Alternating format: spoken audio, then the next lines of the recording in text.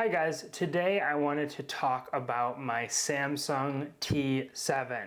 I wanted to buy a new Samsung T7 and I looked at the price and I was astonished as to how expensive it was. So I went to Amazon and did some research and found out that there has been a huge hike on these solid state drives. The reason why solid state drives are great for video editors is because it allows me to edit videos very quickly on the go. When I'm in Chicago, when I'm going to other states, I always carry one of these with me, and I have one plugged into my computer.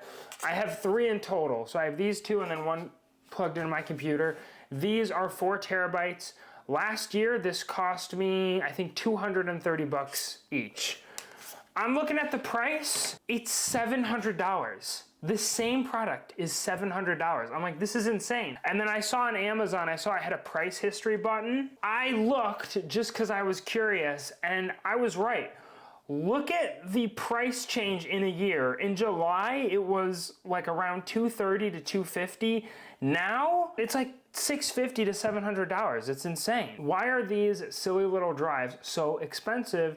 And I found out it was because of AI data centers. Samsung is preferring to work with B2B sales rather than the individual consumer. Because the demand for large storage is so high because of AI, they're working with large tech companies. Think of any technology company, it's probably one of those. There's no way these tech companies are using this for an AI data center. This is like 4 terabytes. So I'm like, what could they be using? And I found it. It's called the PM9D3A. It's 30 terabytes. Now, if you're shooting on a Red Komodo, your storage could be anywhere from like 500 to 1,000 gigs, depending on what format you're shooting in. For me, my shoots are anywhere from like 50 to 80. Shooting in S-Log, throwing this on the drive, that's what works for me in my business. So I don't need 30 terabytes. These companies are purchasing these 30 terabyte storage units from Samsung by the tens of thousands. Now, did I research this entire video using AI? Yes, I did. I understand, the irony of that. I understand why people like it. I understand why people don't like it. Not here to make that debate. I use AI in my business. I've made videos on how AI has helped my business grow. I've also talked to people who are very against AI data centers. They hate it. I get both sides. I'm not here to argue that. I'm just saying, as a local videographer, I have lots of videos that need lots of storage. So if you think I'm spending $700 on 4 terabytes of storage, you're bonkers. I'm not doing that. So what are some different alternatives? These are all prices on Amazon that are for 4 terabytes because 4 terabytes is the threshold that I purchase. So that's the example that I'm using. Starting at the highest, we have the Samsung T7 4 terabyte shield. It's the same thing. It just has like a thicker shield layer. It's like more durable. Over $1,000? No, I'm not spending that. That's insane. Then we have the SanDisk Extreme Pro, which is $649. Then we have the Samsung T9 at 4 terabytes, which is 600 bucks.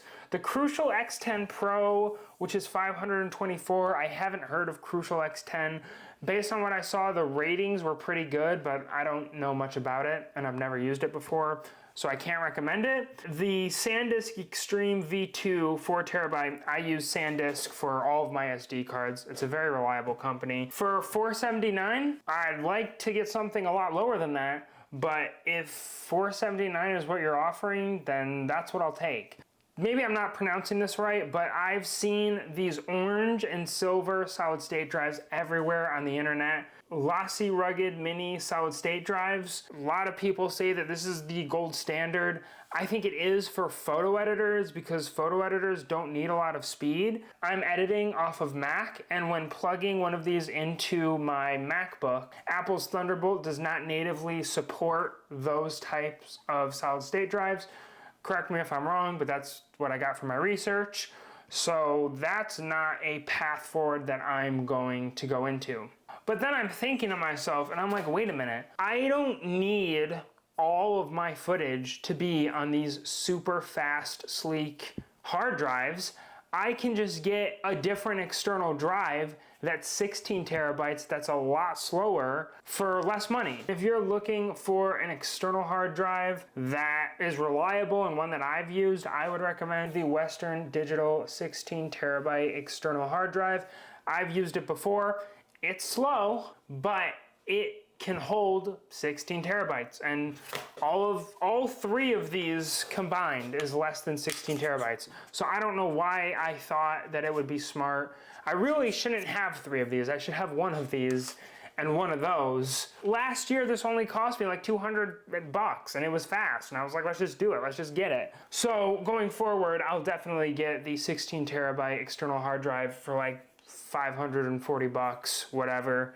But yeah, that was just a little video that I wanted to make because I wanted to purchase another one of these because this one I think only has like 500 gigabytes left. And I was frustrated. I'm like, it's $700. Like, I'm not paying that. Like, what are some alternative options?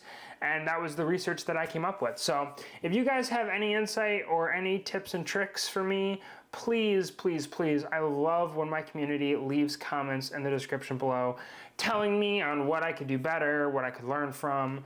And yeah, that's it. Thank you so much for watching. Have a great day. Goodbye.